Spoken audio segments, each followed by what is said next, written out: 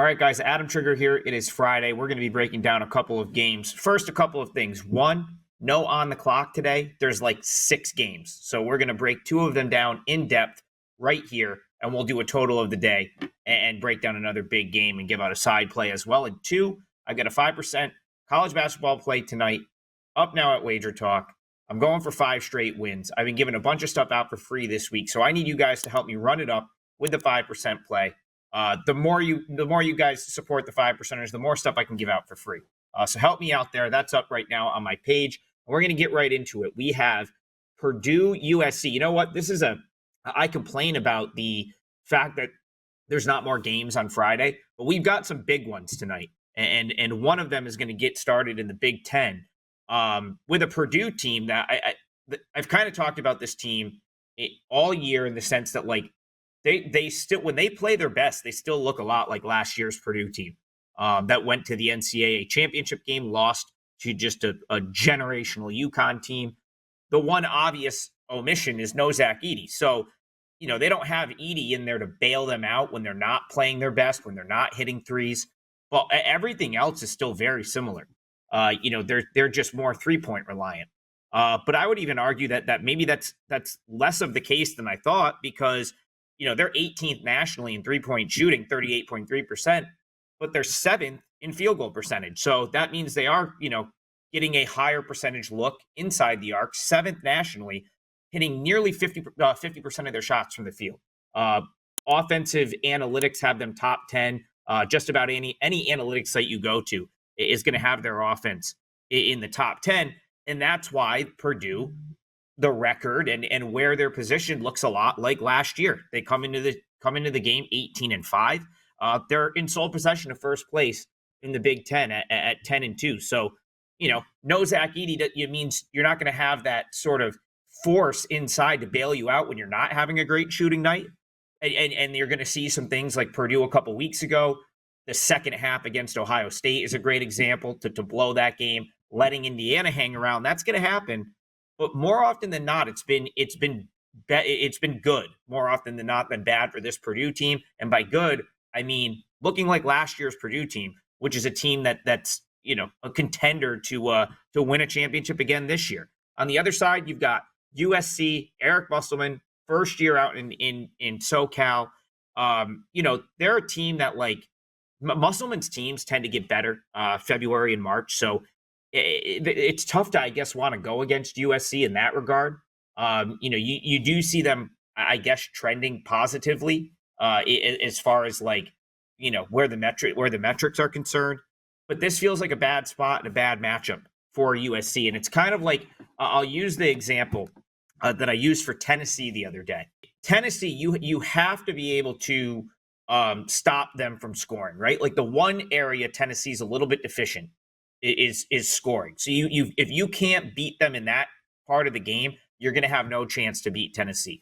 The one area Purdue is a little lackluster is rebounding the basketball. They rank outside the top 300 in rebounds. Some of that's because a lot of their shots go in, but not a particularly great rebounding team. USC is worse. USC statistically one of the worst rebounding teams in the country. And the way I look at Purdue right now, like, they're good enough where if you can't get on the offensive glass and get some garbage points and then eliminate second chance opportunities, more importantly, like Purdue, the second chance opportunity being an offensive rebound, a kick for a wide open 3, that's a death sentence against a team like Purdue. And that's kind of what I think is going to happen here. So, Purdue, obviously a nice bump for home court. When I knew we were going to talk about this game, the line was closer to 12 and a half. I believe it's up, or I'm sorry, 12 and a half, 13. I think we're up in the 13 and a half range, maybe even 14 now. So it's really just a lean for me here, but I do like Purdue a lot. I think Purdue's going to win this game. I think they're going to win this game going away. Can they win it by margin? That's where I would sort of look. But I don't know exactly how to make a good bet there. Maybe you bet the first half, and if they don't cover the first half, you come back with a little bit more in the second half. Or maybe you look in game to see if you can get it down closer to like 12, 11 and a half, 12 is where I would have preferred it. But with all that being said, I could see this being a blowout. So we'll go Purdue minus the points for our free play in Purdue and USC. Again, no on the clock today because there's no games. So I'm going to talk about 2 games here. We've got a side, which we just talked about with Purdue.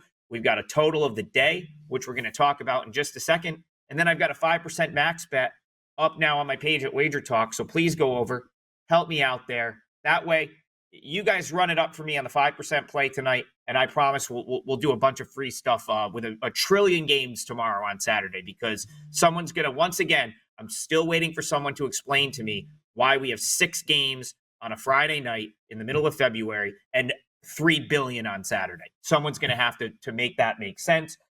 No one has made sense yet. And until then, we're just going to keep plugging along, talking about the games that they give us, the few games that they give us on Friday. Although one of them I love, and that's the 5% play. But another one is going to occur in the A10, a big game in the A10 out in Dayton, Ohio. One of my favorite buildings that I've been to date. I've now been to 60 different locations, and they're not much compares to a Friday night basketball game at UD Arena in Dayton, Ohio. And that's where this game is going to be today. And we're going to look at the under here. I think we got under 140, maybe under 139 and a half.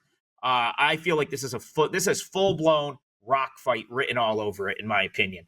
I mean, last year's first meeting, well, I think that game was a Friday night in Richmond.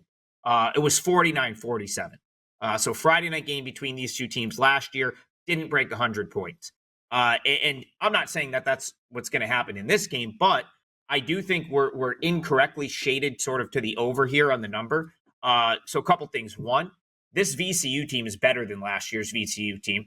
I would argue that VCU is a top 20 defensive team in the entire country. So even though, at times, for stretches last year, Virginia Commonwealth was very good defensively, like this VCU team, with the addition of Clark, like they're better, in my opinion, defensively than VCU was last year. And Dayton's nowhere near as dynamic as they were offensively last year. And that you can pinpoint because last year they had Deron Holmes and this year they don't. I mean, it's that simple. He was so tremendous for Dayton at both ends of the floor that they're now worse off. They're worse offensively and probably a little bit worse defensively because of it. But I do think Dayton's defense is improving. I'll get to that in a second. I want to stay on the fact that Dayton offensively just not the same team. Zed Key, I mean, they've pretty much taken him out of playing like regular minutes at this point. So he was kind of the guy that they brought in. Ohio State transfer to sort of fill the Holmes role, except he's just not nearly as a dynamic of a player.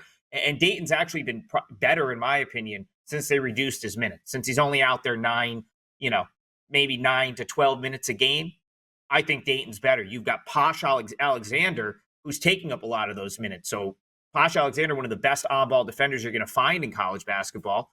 Recently he missed some time. He missed 3 games, and then he played 2 games where he didn't really play full minutes. He was kind of getting back into the mix. The last 2 games, about 30 minutes per game.